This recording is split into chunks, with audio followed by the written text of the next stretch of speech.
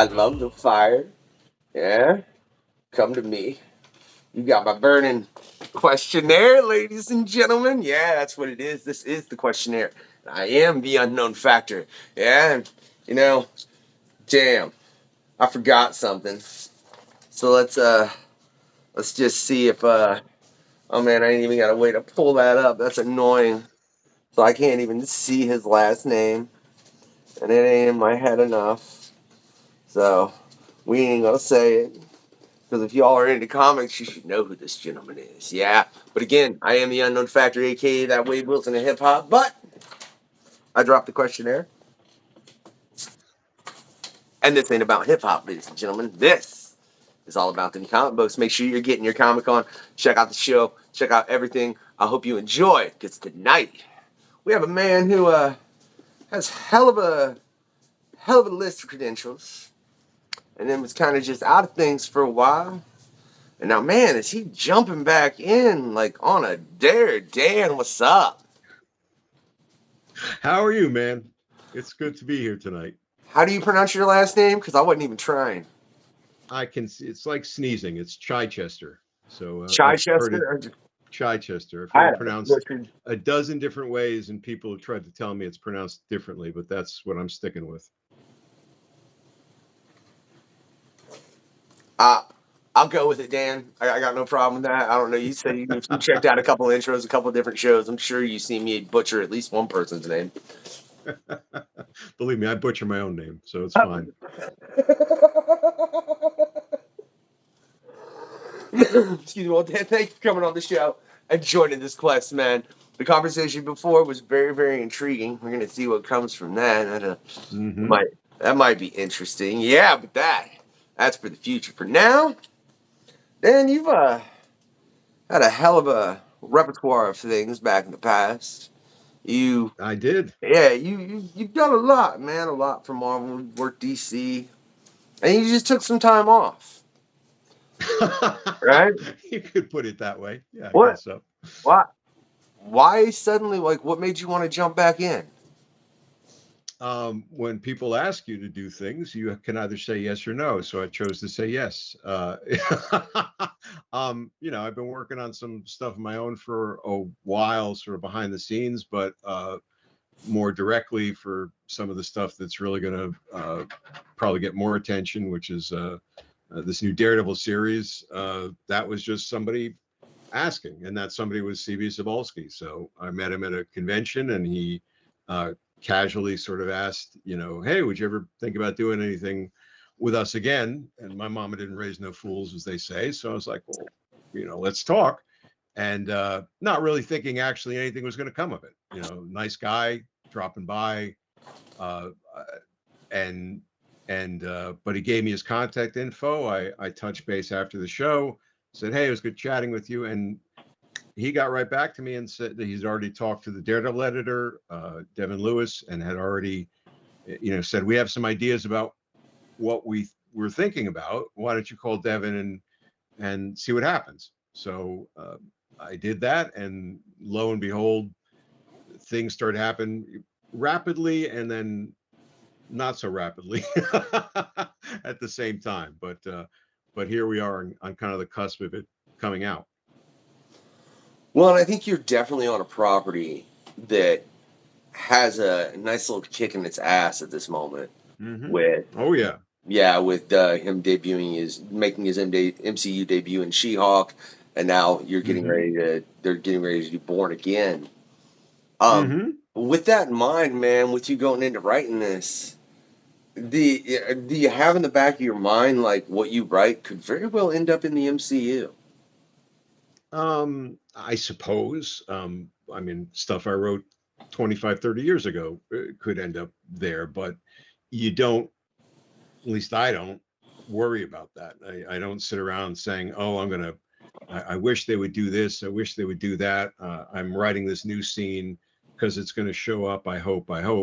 You focus on what's in front of you. And what's in front of you is 30, 20 pages of storytelling that you're going to get to a reader. And you hope your first thing you hope is it going to connect with the artist, right? Is the artist going to make sense of it and feel excited about it? And that is then the first person, that's your first audience in a way. And then from there, you hope that it's going to be exciting for the readers. If after that something comes of it, hey, that's great, but that's a big what if. Man, and you know, you did used to write out title a little bit, so there is that. Uh-huh. Uh, I did. so, and man, from what you said before we started this particular show, I think uh, Mr. Diaz is obviously connecting with that art a little, ain't he? Yeah, he's I did not really know his work before this. In fact, the editorial office had sort of bandied about a couple other names, and it was a funny situation where I had to do a revision of the plot. I had actually done the whole storyline back in December, January, really, and for various reasons, it got to be around.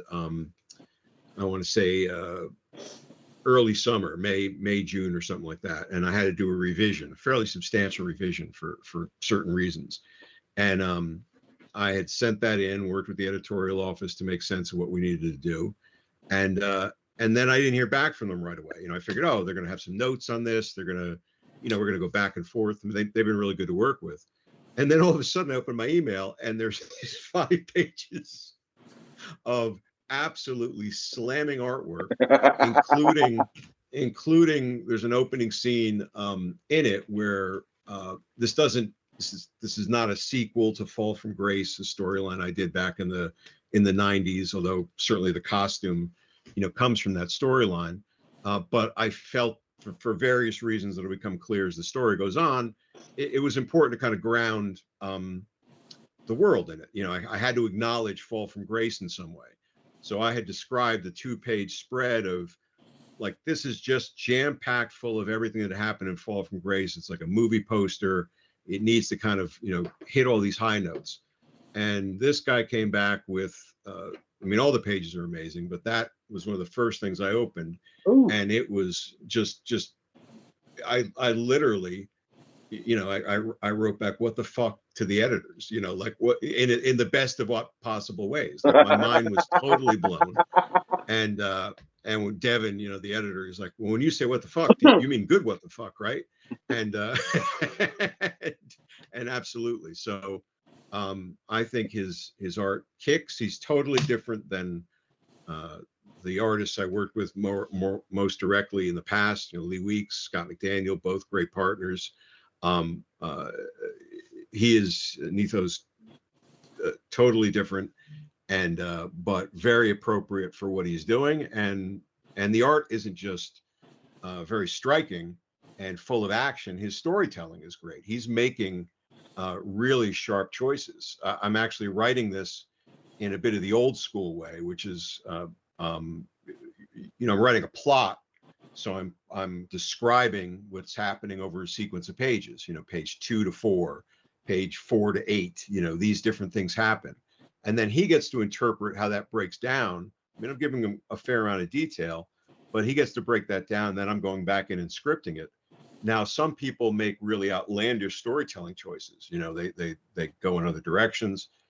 He's adding in all the right details. He is breaking things down in just very, very exciting ways. Your eye knows where it goes next.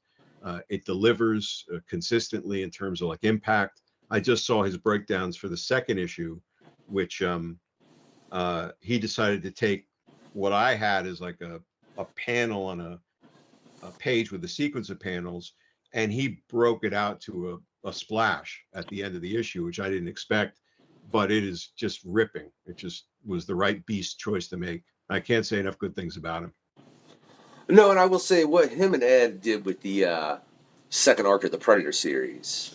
Mm-hmm. Like, he did really well in his storytelling, in art, in that. And that's what makes me curious, like, because you've handled Daredevil before. You've written some classic storylines with him.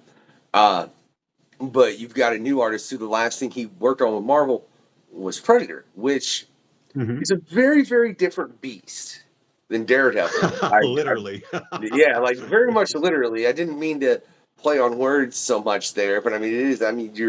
You're dealing with a very, very different content. I mean, if Daredevil gets as violent as Predator, I'm gonna be like, Dan, what the hell are you doing, right? Right? Like But it's I don't expect anybody to get their spines pulled out in Daredevil. That's all I'm saying. Yeah. no, I back in the day, I worked on both Clive Barker's Hellraiser and Daredevil at the same time. And at one point, I turned in a Daredevil plot, and the editor Ralph Macchio called me up and said, "Yeah, you might have gotten the storylines confused." He said, "This isn't Hellraiser. You got to redo this one." So I'm a little more clear-headed nowadays. I think this is the mark of a good artist. Is And I've seen scenes from the Predator. I have not read those Predator stories directly, but I've seen you know pages he's done and splashes he's done. But you're able to kind of, if you know what you're doing, you're able to kind of bring different things to it, right? Body language, attitude, humor. There's a scene in the second issue where of Black Armor, this Daredevil story we're talking about, where Daredevil is swinging around the city for a short moment with another character, another super character, and each of them just have a Wait, different attitude. wait, real quick. It's not Spider-Man, is it?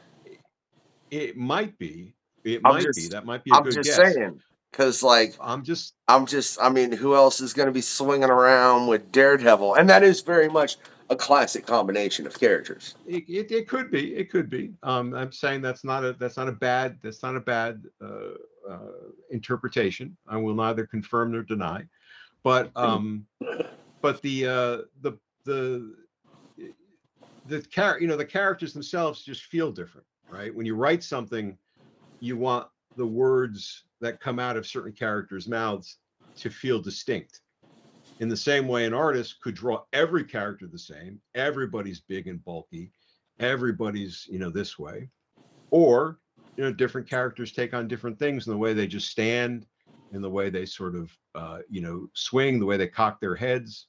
One of the issues I had back in the day, we had a couple of I'll call them fill-in artists on some Daredevil stuff, after Scott McDaniel had designed this armor costume.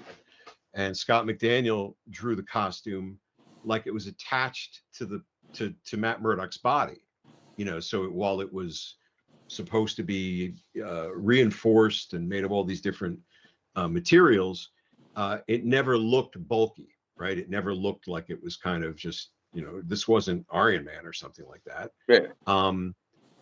But then some artists just looked at it and said, "Oh, suit of armor," and they just went, every rivet, every like bulky part of it. And Netho's doing some. He's making it his own. He's somewhere between the two, which is great. He should be making it his own because he's the one who's actually bringing it back. If this strikes a chord with people, and just from, I don't know, some responses I've gotten so far, you never really know, but it does seem to be kind of catching people's interests. He's going to really own this and really be responsible for it, in the best of ways. What can you tell us storyline wise, out of curiosity, that makes it to Um, where the Black Armor comes back? well, it doesn't. It comes back now, right? In the sense that Marvel hasn't done anything with it really for 25 years, right? They Hmm. literally went out of their way to destroy it, actually, in the issue after I was exited from the book, which I read recently and laughed at quite. I got a lot of chuckles out of that issue. But but the idea of these, and I think CB Sobalski, introduced me to this idea of like these nostalgia books, and I guess they've done a few others. Is that they take place in the time period of whenever, right? So there was a Ghost Rider one recently, right? Howard Mackie wrote it. Howard Mackie was the writer responsible for bringing Ghost Rider back. And and it takes place in Howard's timeline. So here, this story, you know, that we developed takes place in that timeline. It's not 30 years ago, because God knows that would be scary, but in whatever Marvel time distortion. So maybe this is 3 years ago or 5 years ago in Marvel time, but it is in that zone of, you know, when I put him in that suit with Scott McDaniel for Fall from Grace, and then there's a story that followed that called Tree of Knowledge, and then there was the Alan Smithy story called Wages of Sin or whatever else. There presume the idea that there were many other adventures with this armor, with this costume, that just never got told. So we're coming into this with the sense that he is still active. Matt Murdock is still faking his death. He's still got this shell persona on him. And I realize now, man, you really wrote yourself into a corner, because you've got to make all this shit work 30 years later, and not get hung up on it, because I'm not trying to do a storyline that, when I introduce those concepts and that secondary character and all this stuff, you know, that was meant to lead up to issue 350 or whatever. You know, there was a whole set of circumstances that was then going to probably lead to then. But now I'm just trying to tell a story of another adventure in that timeline, and do it where we get to have some fun with this armored costume. Even calling it armor is fun and funny for me, because I spent 30 years, every time somebody would say it's armor, I would say, oh, I never called it that. Like I would, and I never did. You know, I never ever called it armor. I always said it was, you know, it was a suit, it was a costume, it was, you know, this. But in for a penny, in for a pound. So it's now called Black Armor. I mean, it's funny too, because that particular Deadpool costume, not cosmetically but functionally, has a lot in common with several Batman suits. You know what I mean? Yeah. Which is, they don't ever say Batman is wearing Batman armor. It's the Bat suit. So it is an odd thing that in the case of Daredevil, when they did that people always instantly wanted to call it armor, and they didn't just want to say it was another different costume. I always found that distinction a little odd, in all honesty. And again, it's just based on the fact that he's just, you know, trying to protect himself a little more so he don't get beat to death. Batman's done it forever. Yes. Right? Yes. What's the problem here? I don't get Yes. it. It's not like he's got frickin' plate mail on, you know? I guess it was, you know, and it's funny because this was the time, right, when it was nowhere near as expansive feedback or trolling or whatever as we have today, obviously. But there was a very, I mean, a ton of people love the story. That's great. But there were certain vocal number of people who just disliked that costume in a very direct way. You know, hey, it's Power Rangers.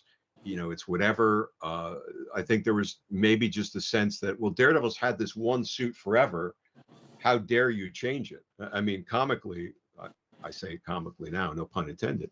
You know, I saw Stan Lee at a convention not too long before we changed that costume, and he said to me, and I'd met him a few times before. He said, "So I hear," I'll do my bad Stan impression. You know, so I hear you're changing Daredevil's costume. I said, yes, Stan, you know, we're doing it for these reasons, and we think it's going to work out pretty good. Well, I hope you know what you're doing. Which was not exactly a vote of confidence, but neither was it like negative, you know, in its own way. So, but it was, as you said, you know, you got right into it. We did it for commercial reasons, right? We were doing it within a big storyline where we wanted desperately to get attention on Daredevil, right? So you do gimmicks, you do guest stars, you do costume changes, you do whatever it takes to get the spotlight on your book. But when we knew we were going to do it, we also came up with reasons for doing it, right? It was because he's going up against extraordinary threats all at once. And what kind of madman? And Matt Murdock is depressed and he's tortured and he's, you know, a lot of things, but he's not a madman, right? He's a top lawyer. He's a top rational mind when he puts himself to it. And, you know, why is he going to continue to go out there in, you know, this thin little spandex if he has a way to kind of take on what he has to take on? So that was the thinking. And if it takes 30 years for people to come around to it. All I know. And I think the toy, I remain convinced the Hasbro toy that came out recently changed a lot of people's perceptions around that costume. All I know is thank you for saying what you just said for the next question. Yes. Which is, I just compared that costume to Batman. And I agree with you. I don't think Daredevil's mad. I think Daredevil is a man who is a lawyer. He sees the system, and he has an incredible set of abilities. So he tries to fix the things, doing what he can as Daredevil that he can't as Matt Murdock. Then there's Batman, aka Bruce Wayne, who I've come to the conclusion I think is a madman.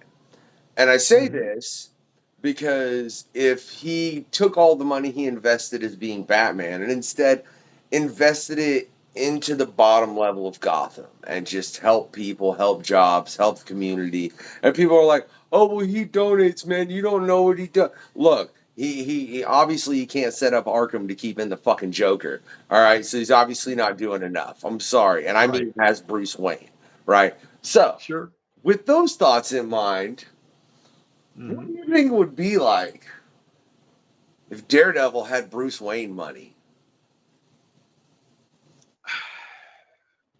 You know, I think he'd probably lose it.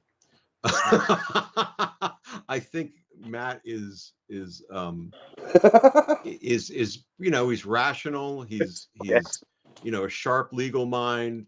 He's super dedicated. He's super, you know, focused in so many ways.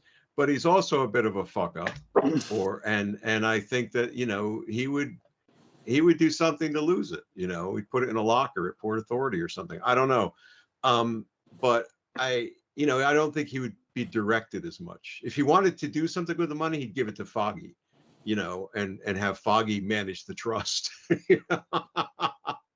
But somewhere between getting the money and thinking that through, some awful thing would happen that he would lose the money and then kick himself for like a year.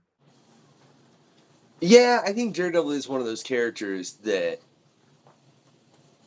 like Spider-Man, and I think this is why they're a great duo anytime they team up, is they're two of the characters Marvel likes to kick. You know? Like, no, you can't. And I'd say Deadpool has become a third one. That's more recent times. Spider-Man and Daredevil are probably, well, and Ben Grimm are probably the classic trio of getting kicked in the ass by Marvel and just want somebody to be down on their luck. I said, I think Deadpool is a recent addition, and there's a couple others, but yeah, that's a terrible. But it works though, because I mean, that was one of the things, you know, early on when we were figuring out what the story was going to be, and you know, I think it was my first conversation with Devin Lewis, the editor. You know, and we were just riffing on, and when he first told me they wanted to use this armor, I laughed out loud. You know, I mean, that was, you know, when CB said, hey, we have some ideas. And then when I talked to Devin, and the first thing he said, yeah, we think we want to do a story with the armor back in that time. And I burst out laughing. I said, you have no idea the amount of shit I've taken over the years for that costume. But as we first started talking, you know, that was one of the first things he said. You know, we got to make sure we torture Matt, and you know, that's the Catholic guilt. That's the whole. No matter how good you do, you could always do better, right? No matter how good I did this or what I defeated, did I do enough? And that is, you know, part of the price I think he has to pay for. And you know, it's weird because I haven't thought about this for 30 years. I never thought I'd be doing this again. is, that's the price you pay for being the vigilante and the lawyer, right? It's a great struggle. It's a great struggle. I wrote a line for this, which I'm really proud of. There are 2 lines, which basically kind of makes that comparison in a way that I had not done before, to just sort of like talk about essentially his 2 faiths, right? He's got a faith of the church. He's got a faith of the law. What are the qualities of redemption versus reason? What are the qualities of the fist versus the rational sense of justice, and it's great stuff to play with. Not in your face, but as like undertone stuff that kind of keeps the story moving along. I mean, because he is in that aspect a very interesting character. Because the only other lawyer I can think of off the top of my head that's also a superhero would be She-Hulk. Mind you, don't leave out Harvey Dent. Harvey Dent was a lawyer, but yeah, I said hero. You did. He's a hero in his own mind. Yeah, so is the Joker, man. So is probably almost every one of Batman's villains. Let's be real honest. That's why Batman needs to focus more on providing them with mental help as opposed to just beating the shit out of them and making them worse. But, I guess Batman's kind of like the fucking American police force, but we won't get any further into that without fucking getting way too political. So, back to what I was going to wrap this around to before I, get this show shut down, because, yeah, I've gone into that a little too many times. At least, I mean... God, imagine if cops used Daredevil's horns as fucking shit like they do the Punishers and whatever, though. I digress, right? But what was it like in that aspect, man, knowing you were going back? I mean, you've been working on some creator-owned stuff. And then suddenly you're going back to Marvel to work on a story that had been 25 years. So in that, was there part of you that was like wanting to still stay on your creator-owned? Because obviously you have way more control of that story. You know what I mean? There's nobody that can tell you can't do a certain thing. But when you're working with Marvel, when you're working in that sandbox, I mean, there are rules. You know what I mean? Sure. But if you're smart, you know that you're playing by certain rules. I'm not saying that other people aren't smart or whatever, but certainly, and I go back to 30 years ago, right? I chose to play I wanted to play in a sandbox. I was lucky enough to then be invited into the sandbox. But once I was in there, I knew what I was doing, and I knew that there were certain places where I could bend the rules, but I couldn't break them. And I also knew that if I was giving certain ideas over to them, that they were then going to become their ideas, right? I never challenged that. That's sort of the price of admission, and that's also the price of recognition, in the sense of, we wouldn't be having this conversation right now if I had 30 years ago written a story about, Red Pajama Man and the fat guy, right? I played with a known prop. You never know. You're right. Never say never. But I played with properties, to jumpstart certain things and to have a platform to then explore new things that I introduced along the way. So, coming back into this, I was fortunate that I had been working on some of my own stuff. So I had actually it wasn't like it was 30 years since I'd written a comic. I knew how to real quick, do it again. Yep. What you're currently working on, is it Red Pajama Man and Fat Guy? It is. It's, I'm glad you brought them up. Yeah, they're my new characters, and thank you for promoting that for me. So I had that skill set kind of reinvigorated anyway.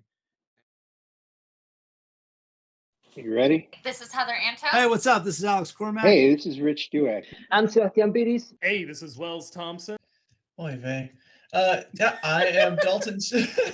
I'm Dalton Shannon. If you read comics, I've probably worked on them. I'm the illustrator on Breath of Shadows, Road of Bones, Sea of Sorrows, Crimson Cage, Sink, Weed Magic, a zillion other books, Kill and Hope, and the upcoming The Devil That Wears Your Face and Drive Like Hell. You can check me out at rdueck.com. Working on Exorcist Never Die with Steve Orlando and Carlos Manuel from Mad Cave. Writer of Mechaton, available now. I'm a co-writer of Mechaton as well. It's on the questionnaire with new episodes every week. It's the best. Make sure you check out the questionnaire Do it. I hope you check out the questionnaire. There are new episodes every week. whenever it drops. At all of your favorite podcast solutions. Check it out. It's the best. Make sure you watch the questionnaire, new episodes every week. This will disgrace any other of your favorite movies. I'll do it. I'll do it too. I'm coming after X-Men.